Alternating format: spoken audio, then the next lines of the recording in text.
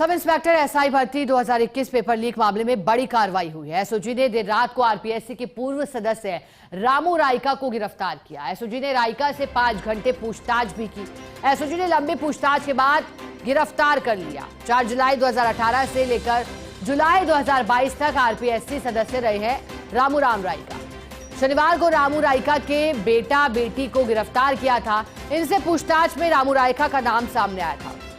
Paper leak मामले में SOG अब तक 63 लोगों को गिरफ्तार कर चुकी है, लेकिन रामू रायका की गिरफ्तारी को अब तक की सबसे बड़ी कार्रवाई माना जा रहा है। और इसलिए क्योंकि जब आरपीएससी जो कि जिम्मेदार है भर्ती परीक्षाओं को सही ढंग से आयोजित कराने की, अब सोचेगा अगर उसके सदस्य का नाम कहीं ना कहीं आता है तो कितनी बड़ी चिंता ये पूरे ही प्रदेश के लिए हो जाती है।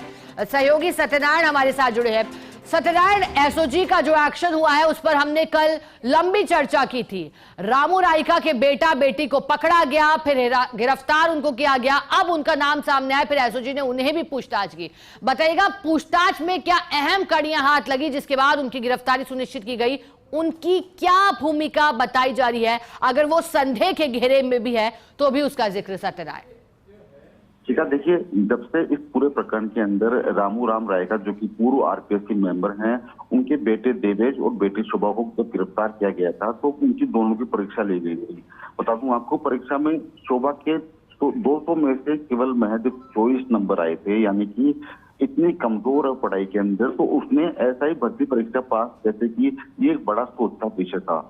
हालांकि उसकी गिरफ्तारी हुई। गिरफ्तार के पश्चात कल दोपहर को 2 बजे रामू रायका को एसओजी मुख्यालय बुलाया गया था और उनको पूछताछ शुरू कर गई, जो करीबन 8 से 10 घंटे पूछताछ चली। पूछताछ के बाद में एसओजी के अधिकारियों को वो सबूत मिले, वो तथ्य मिले जो कि दर्शाते थे कि रामू रायका ने अपने बेटे बेटी को कहीं से पेपर लाके दिया था। वो पेपर शेर सिंह मीणा और यूनिक बाम्बू के द्वारा लिया गया था।